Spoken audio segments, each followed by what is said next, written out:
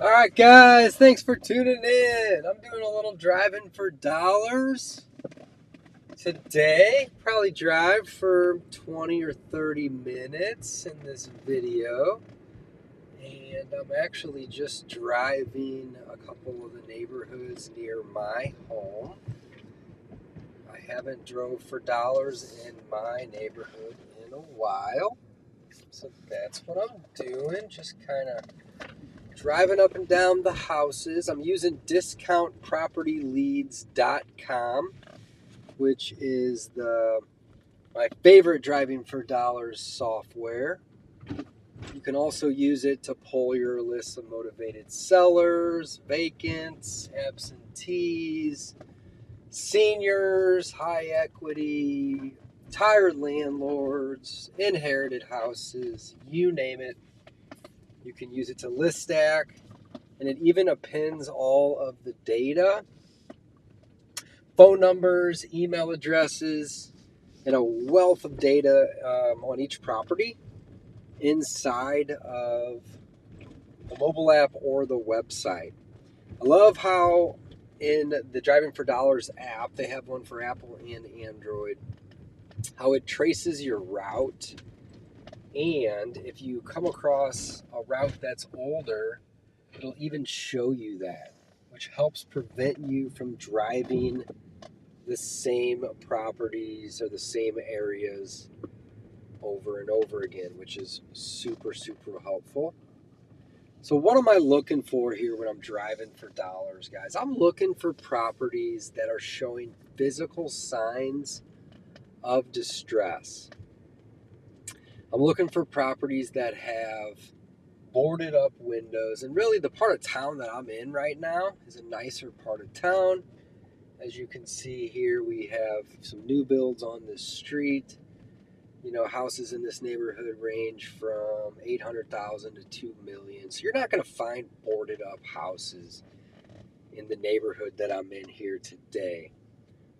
But you will find properties that have damage from recent storms. Maybe they have gutters falling off the house, or they have siding that has blown off, could be hail damage, something along those lines.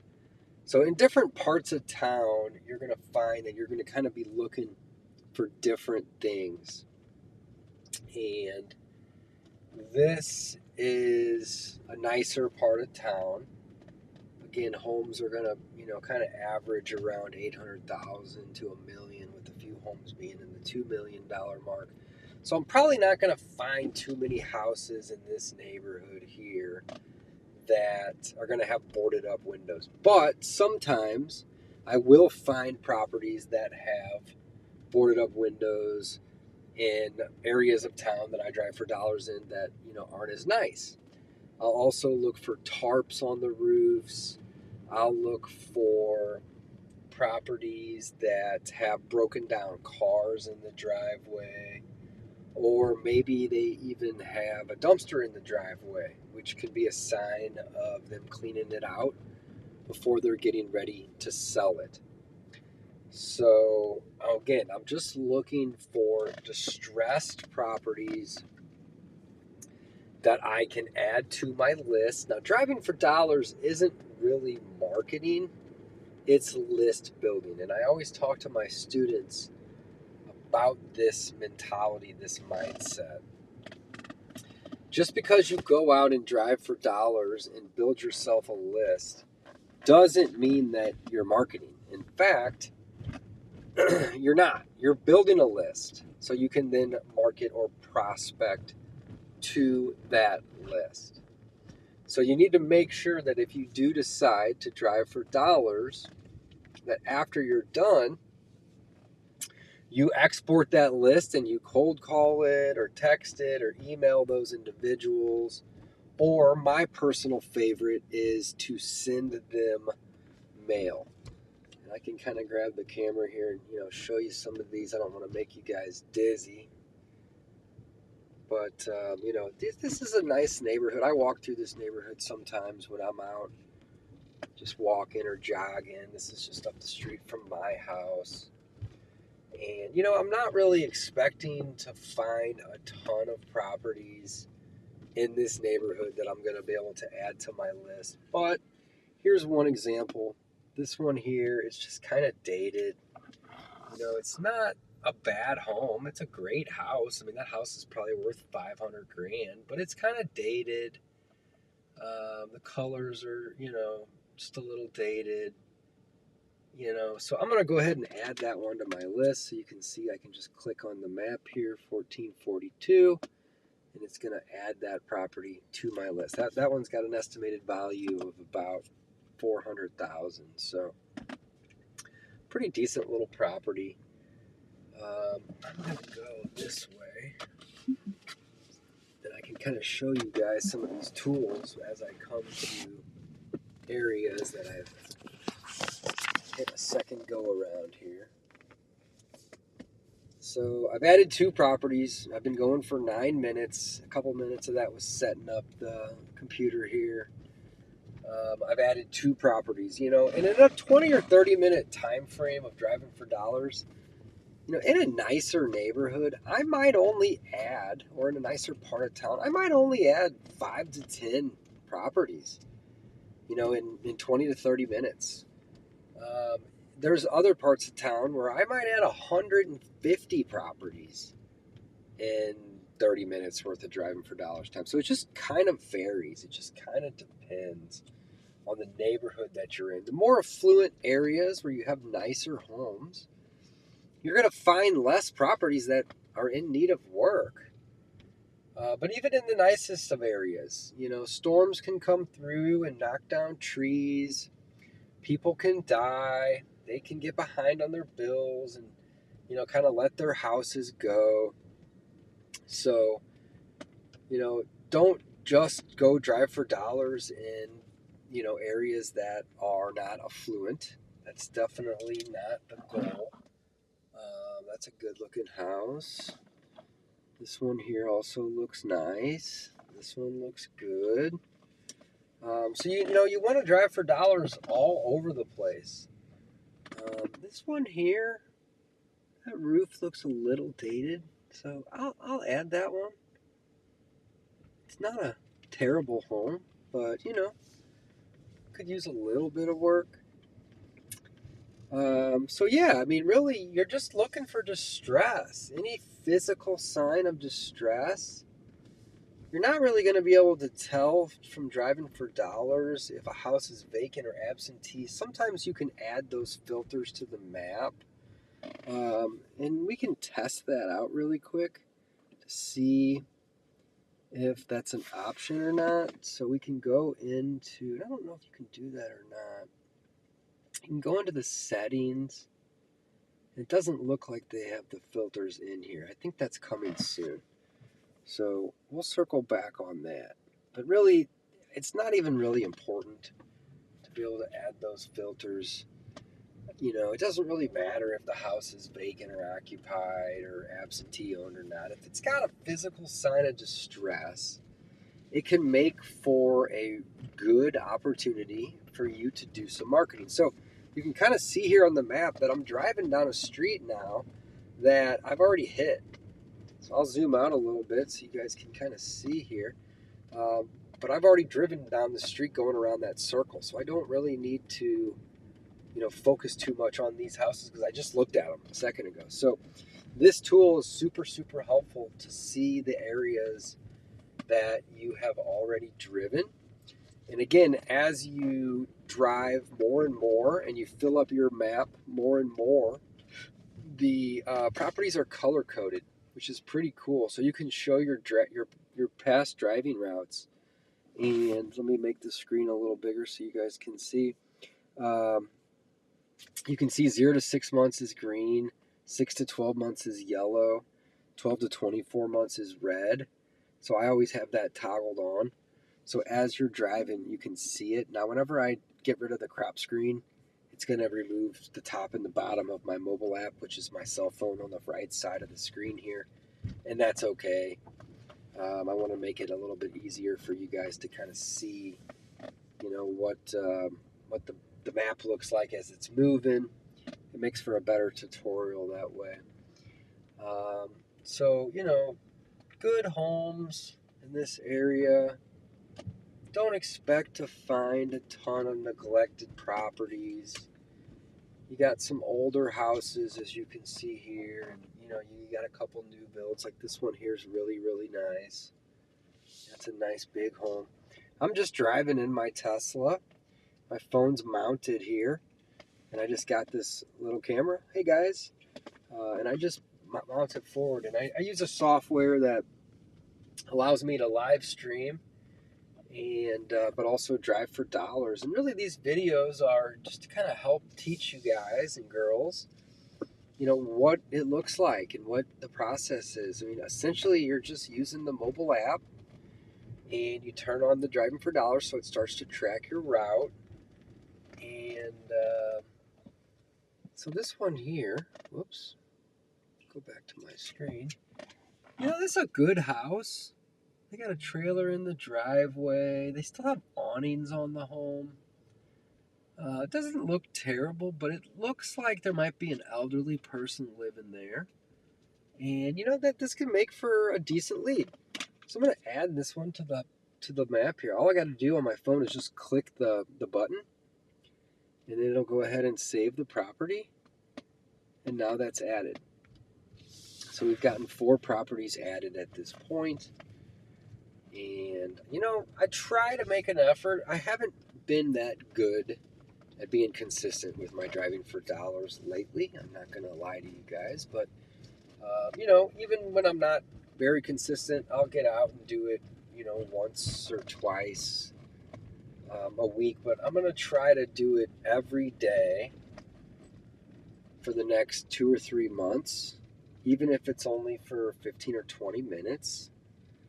So you got a little cul-de-sac here with some pretty nice houses. None of these houses are showing any signs of distress. And this is a park that I walk to right here from my house and do a loop around that park. That's DePere Park.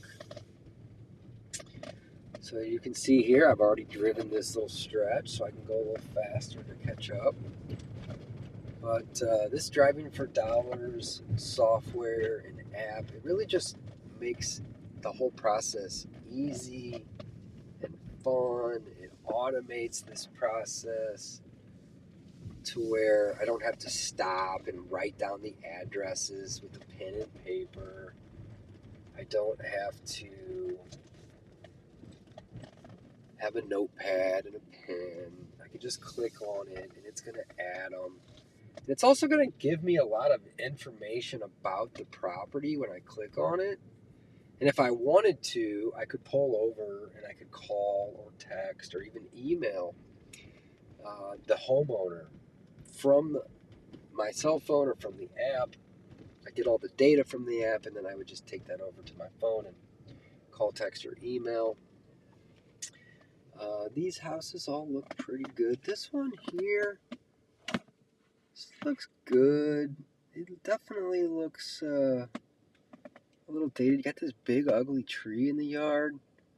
So that could make for a decent little house to add. So I'm going to go ahead and add that one. So we'll get that one added.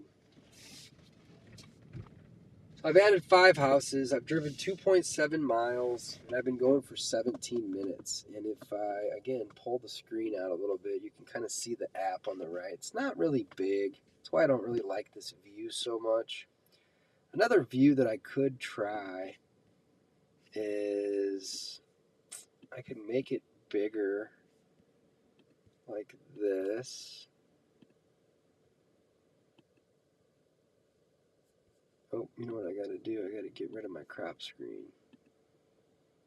And then I can add it this way. So that might be a little bit easier for you guys to see. I'll just leave it in the middle there. Kind of cuts off my text at the bottom of the screen, but that's okay. Also, I don't want to neglect to mention that if you guys want to test this out, discountpropertyleads.com is where you go to sign up. And if you use code DAVE, you can get 50% off your first month. So as you can see here, the road is coming to a point where I've already gone. So I'm going to turn and I'm going to go back out. And I'm going to go down and I'm going to hit some other areas here. Got to watch out for traffic. Definitely, I try to avoid busy roads just because my head's kind of on a swivel and I don't want to run into anybody or have anybody run into me. So I don't typically drive for dollars on the busy roads. I try to get myself into neighborhoods where I can kind of go slow, take my time. This house right here, it looks kind of dated, you know. It's not a bad house by any means. I know it's going to be a little harder to see with my phone on the screen there, but it just looks like it could use a little love. Doesn't look like I can select that. Oh, there it goes. Select that house. So you can see whenever I am saving a property, I can click into the property and I can look at like property characteristics and see how long they've owned it for and the potential value. There's mortgage information. I can find contact information about the property owners, phone numbers, emails. You can find characteristics about the house. I mean, there's a wealth of data in here. Tax information, MLS information, sale and loan. All that information is in there, which is really super helpful to determine what the property's worth and all that stuff. So that's a little bit better to see that full screen.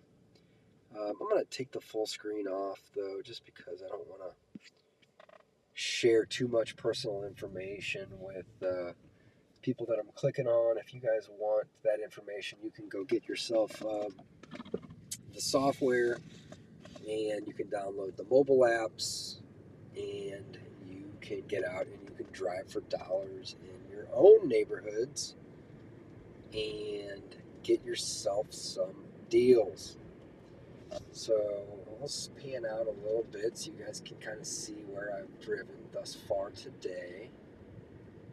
And I'll drive for maybe another 10 minutes or so before I go home and hang out with my wife and my daughter. And I'll make a right at this street here, Claychester. Now this is kind of a busy road, but I think I'll be okay. Just gotta keep my eye on the road. You can see that as you move, the phone will keep you in the center, which is such a great tool. And it will move the map around you. Really, these three houses right here, this one, and this one, all are dated. They look like they could use a little love. So I'm going to add all three of those. And as I'm adding these, I stopped. You probably noticed that. So you gotta, if you're on a busy road, you gotta pull over so you don't, block traffic or get in the way. You got some houses that are, kind of dated and in need of repairs. And then you got new builds in the same street. I know this camera's not the best, so bear with me, guys. But, you got nicer homes. This is a good mixed neighborhood here. So any house can make for a good lead. So look, here's a decent one straight ahead. You guys notice that blue tarp on the roof? Straight ahead.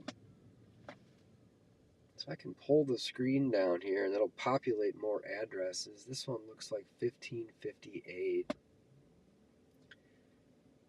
Right here. And again, just because they have a tarp on the roof doesn't necessarily mean that they're in distress, but they could be. It's a sign. And that's what we're looking for. We're just looking for signs that somebody might be in a situation where they need to sell their house fast.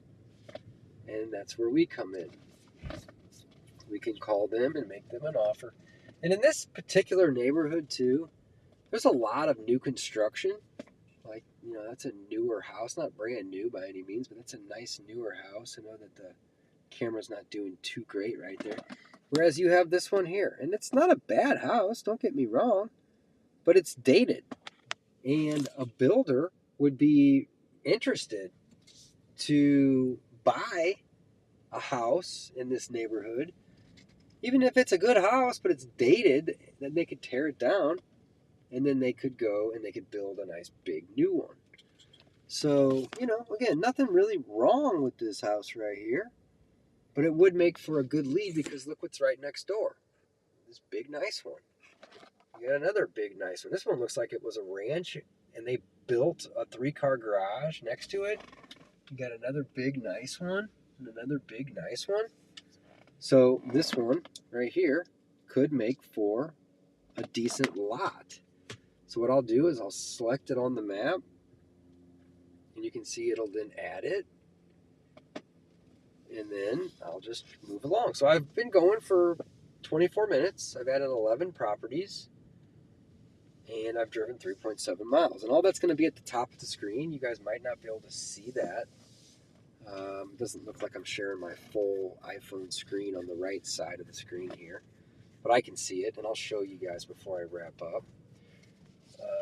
So, houses, even houses that are, 3 to 500 grand, 400 to 600 grand, can make for good prospects because I'm not really buying the house so much as I am the lot. This one to my left right here, 512. Good house. Looks like they've taken pretty good care of it. It's got a ton of trees. And it's a good lot. So I'll probably add that one too.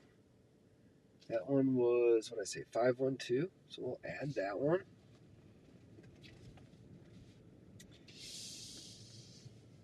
This one right here on my right looks like it could be a decent little house, 1507. These two are in pretty good shape on my right. This one straight ahead looks nice.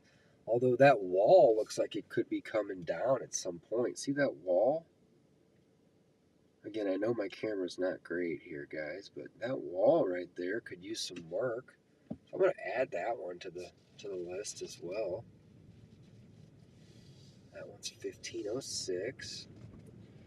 And then you can see on the right side, that's the app on my phone. I'm mirroring my phone. It's going to show me that, hey, I've already driven this street.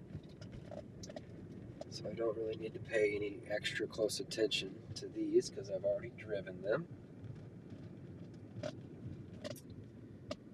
And I am going to come to this intersection here. I'm going to call it a day on my Driving for Dollars here, guys. But as you can see on my phone, I have gone 3.9 miles. I've got added 14 houses, and I've driven 27 minutes.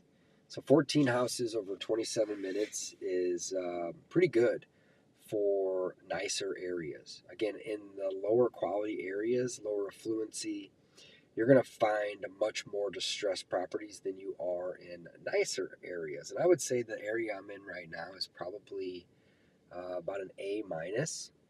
It's definitely not the nicest part of town, but it's some of it definitely a nicer part of town. So this is kind of my neighborhood here.